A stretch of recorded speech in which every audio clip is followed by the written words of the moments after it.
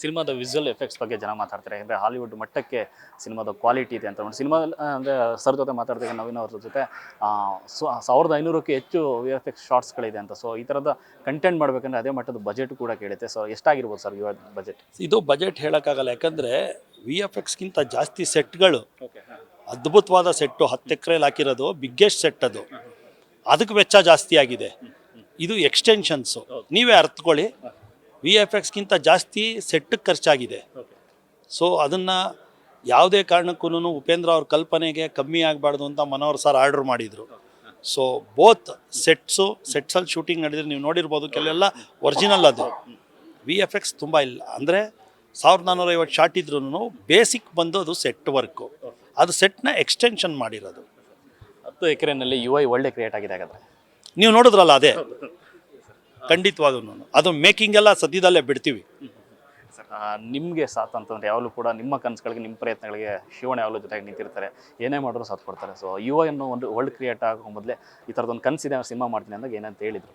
ಖಂಡಿತ ಖುಷಿಯಾದರು. ಉಪೇಂದ್ರ ಅವ್ರು ಡೈರೆಕ್ಷನ್ ಮಾಡ್ತಾ ಇದ್ದಾರೆ ಅಂದ್ರೇ ತುಂಬ ಖುಷಿಯಾದರು ಅವರು. ಸೊ ಇಬ್ಬರೂ ಅಷ್ಟೇ, ಶಿವಣ್ಣ ಆಗಲಿ ಗೀತಕ್ಕಾಗಲಿ, ಇಬ್ಬರೂ ಬೆನ್ತಟ್ಟಿ ಮಾಡಿ ತುಂಬ ಚೆನ್ನಾಗಿರುತ್ತೆ ಅಣ್ಣ, ಏನಕ್ಕಿದ್ರು ನಿಮ್ಮ ಸಪೋರ್ಟ್ ಜೊತೇಲಿ ಇರ್ತಾರೆ ಅಂತ ಗೀತಕ್ಕ ಅವ್ರ ಧೈರ್ಯ ಹೇಳಿದರು. ಸೊ ಅದೇ ರೀತಿ ಅವರು ಸೆಟ್ಗೆ 2-3 ಸತಿ ಬಂದಿದ್ದಾರೆ. ನೀವೇ ನೋಡಿ, ಆ ಡಾರ್ಕ್ ಟೀಸರ್ಗೂ ಬಂದಿದ್ದರು ಶಿವಣ್ಣ, ಈ ಬೆಳಕನ್ ಟೀಸರ್ಗೂ ಬಂದಿದ್ದರು. ಅವ್ರಿಗೆ ಉಪೇಂದ್ರ ಅಂದರೆ ಹುಚ್ಚು ಪ್ರೀತಿ. ಉಪೇಂದ್ರ ಅವ್ರ ಕಂಡ್ರಂತೂ ಶಿವಣ್ಣನಿಗೆ ತುಂಬ ಪ್ರೀತಿ. ನೀವು ಯಾವತ್ತೇ ಕೇಳಿ, ಅವ್ರಿಗೆ ಯಾವುದೇ ಒಂದು ಮೈಲ್ ಸ್ಟೋನ್ ಸಿನಿಮಾ ಕೊಡಲಿ, ಆ ಡೈರೆಕ್ಟ್ರು ಯಾರು ನಿಮಗೆ ಬೆಸ್ಟ್ ಡೈರೆಕ್ಟ್ರ್ ಅಂದರೆ ಫಸ್ಟು ಉಪೇಂದ್ರ ಅವ್ರ ಹೆಸರು ಹೇಳ್ತಾರೆ ಅವರು. ಸೊ ಆ ಮಟ್ಟದ ಒಡನಾಟ ಅವರಿಬ್ಬರಿಗೂ. ಸರ್ ನಿಮ್ಮ ಕತೆ ಜಡ್ಜ್ಮೆಂಟ್ ಹೇಗಿರುತ್ತೆ ಅಂತ? ಯಾಕೆಂದ್ರೆ ನೀವು ಇಷ್ಟಪಡೋ ಸಿನಿಮಾಗಳೆಲ್ಲ ತೆರೆ ಮೇಲೆ ಗೆಲ್ಲುತ್ತೆ, ಅದೊಂದು ಸೂತ್ರ ಹೆಂಗೆ ಅಂತ? ಇಲ್ಲ, ನಾನು ಅದನ್ನೇ ಹೇಳಿದ್ದು. ಈಗ ಫಸ್ಟು ಟಗರು ಮಾಡಿದಾಗ ಸೂರಿ 100% ದಿ ಬೆಸ್ಟ್ ಡೈರೆಕ್ಟರು. ಅವ್ರ ಕತೆ ಹೇಳೋ ಶೈಲಿ ಇರ್ಬೋದು, ಕಡ್ಡಿ ಪುಡಿ ಎಲ್ಲ ನೀವೇ ನೋಡಿದ್ದೀರ, ದುನಿಯಾ ಎಲ್ಲ. ಸೆಕೆಂಡ್ ದುನಿಯಾ ವಿಜಯ್, ಒಬ್ಬ ಹೀರೋ ನಿರ್ದೇಶಕ ಆದಾಗ ಹೆಂಗಿರುತ್ತೆ ಅಂತ. ಯಾಕಂದರೆ ಇದನ್ನು ನನಗೆ ಹೇಳಿದ್ದು ಅಪ್ಪು. ನಾನು ಅಪ್ಪು ಹತ್ರ ಫಸ್ಟ್ ಹೋದೆ, ಹಿಂಗೆ ವಿಜಯ್ ಅವ್ರ ಕತೆ ಹೇಳಿದ್ರು, ಅವರೇ ಡೈರೆಕ್ಷನ್ ಮಾಡ್ತಾ ಇದ್ದಾರೆ ಅಂತ ಇದು ಮಾಡಿದ್ರು. ನೀವು ನೋಡಿದ್ದೀರಾ, ಪ್ರತಿಯೊಂದು ಸಲಗಾ ಸಿನಿಮಾಗೂ ಶಿವಣ್ಣ ಮತ್ತು ಅಪ್ಪು ಬಂದರು.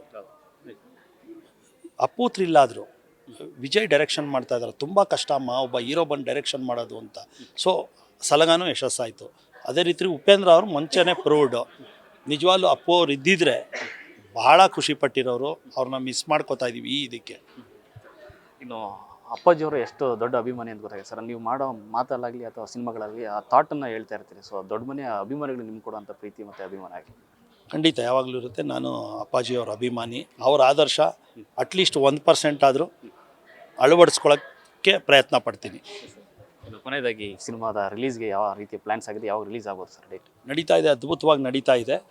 ಇನ್ನು ಶೀಘ್ರದಲ್ಲೇ ನೆಕ್ಸ್ಟ್ ಅದೇನೇ. ಈಗ ಯಾವಾಗ ಎಲ್ಲ ಒಂದು ಟೀಮ್ ಕೂತ್ಕೊಂಡು ಎಲ್ಲ ಕಡೆನೂ ಯಾಕಂದರೆ ಇದು ಕರ್ನಾಟಕದಲ್ಲಿ ಮಾತ್ರ ಅಲ್ಲ, ಎಲ್ಲ ಕಡೆ ರಿಲೀಸ್ ಆಗ್ತಾ ಇರೋದ್ರಿಂದ ಪ್ರತಿಯೊಂದು ಕಡೆನೂ ಮಾತಾಡಿಕೊಂಡು ಈಗ ನೆಕ್ಸ್ಟು ಯಾರ್ಯಾರು ನಮ್ಮ ಜೊತೆ ಟೈಅಪ್ ಆಗ್ತಾರೆ 4 ಲ್ಯಾಂಗ್ವೇಜಲ್ಲಿ, ಅದನ್ನು ಅನೌನ್ಸ್ ಮಾಡ್ತೀವಿ. ಆದ ನಂತರ ಡೇಟ್ ಅನೌನ್ಸ್ ಮಾಡ್ತೀವಿ.